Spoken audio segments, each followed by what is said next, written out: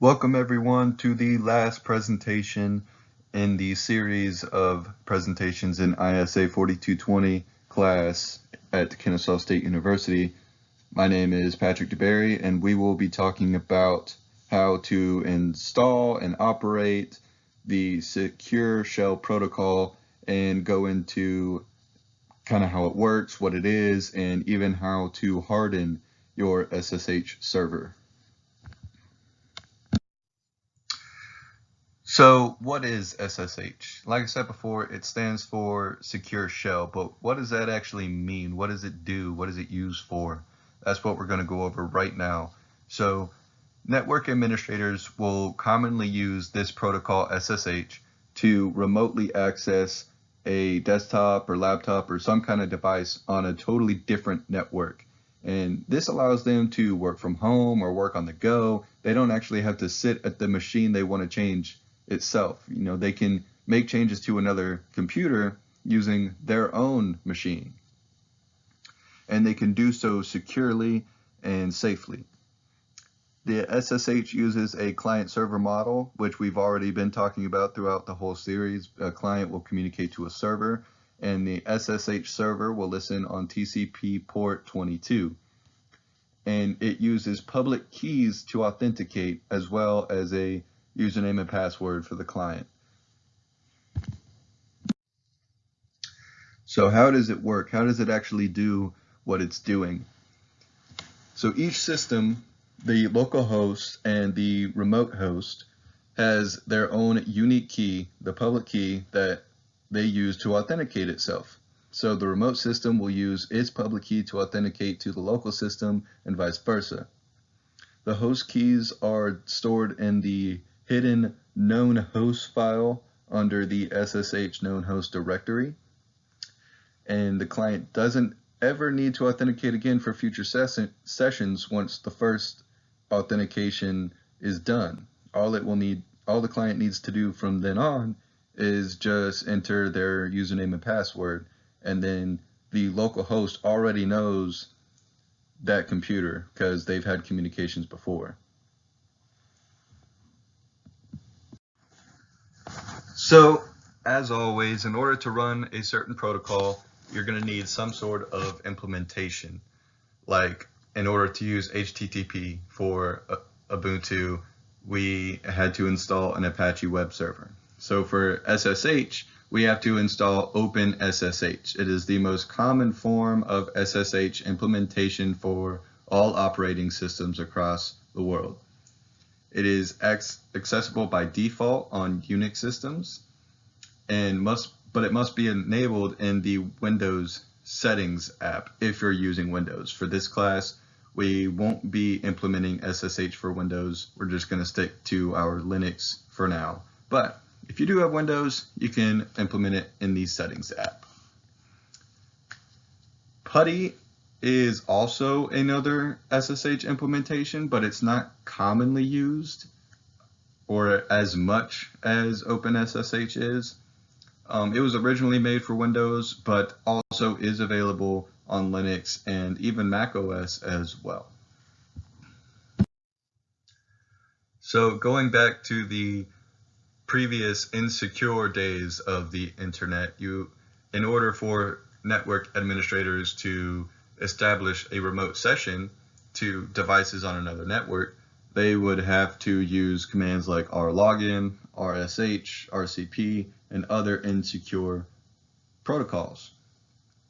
They're insecure because they lack that cryptographic authentication that SSH uses with the public keys and the data communication encryption between the two machines.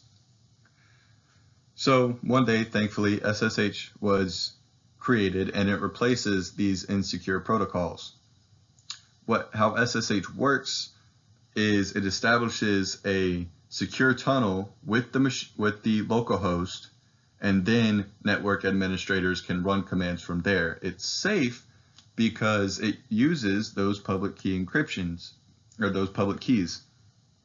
So when that local host receives your public key, it knows that it is communicating with your particular machine out of all the laptops, all the desktops, all over the internet, because that key is unique to your machine.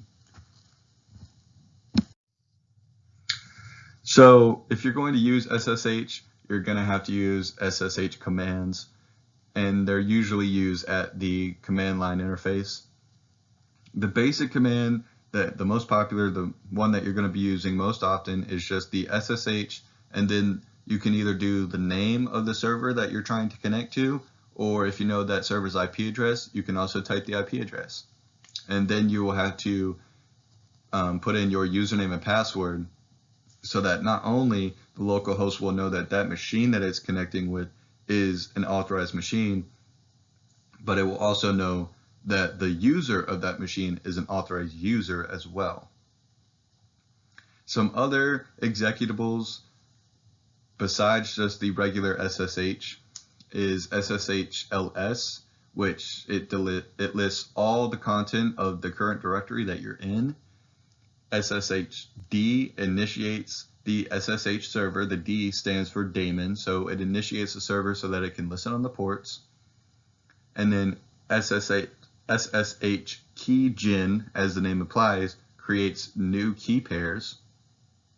The copy ID executable can copy, install, and configure those key pairs that you've created. And then the agent tracks keys and passphrases. SSH add will add those keys that you created to the agent so that it can track those keys and the passphrases associated with them.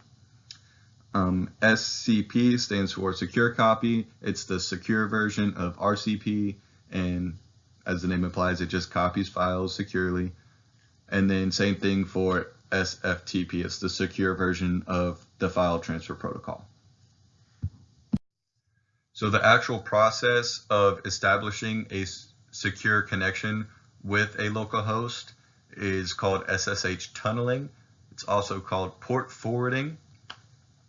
It opens the secure tunnel between a local host and a remote host so that only the data sent and received by those two machines are going through that specific tunnel. It protects against man-in-the-middle attacks and any other attacks where hackers can examine network traffic going over the internet. It can also be used to redirect traffic to a particular port or IP address. So if you're using more secure protocols, it will help redirect insecure traffic to secure ports and make it secure traffic. The risks of SSH tunneling: it can be used to bypass a firewall undetected. There are, however, other devices and applications that can help with this problem to make sure that hackers aren't using SSH to bypass your firewall. All right, so like I said in the beginning, we're only going to be focusing on our Ubuntu server with this protocol. So first thing we're going to do is install OpenSSH. And we're going to do this by using the install command that we've been using all semester, the sudo apt-get install OpenSSH-server. And then once it's installed, you can check that it installed correctly by using the sudo systemctl status ssh.service command. And then after that, once you're confident that it's installed correctly, you are going to need to add another allow rule to your IP tables, and it operates on port 22. So some of you probably already have this command memorized, but just in case you don't, I put it here for you. And then just make sure that the port is correct, the 22. Now, when you're actually using SSH, we kind of already touched on this. The basic commands are SSH. You can use the name of the server itself, or you can use its IP address. Not too complicated protocol here. It's pretty easy and straightforward.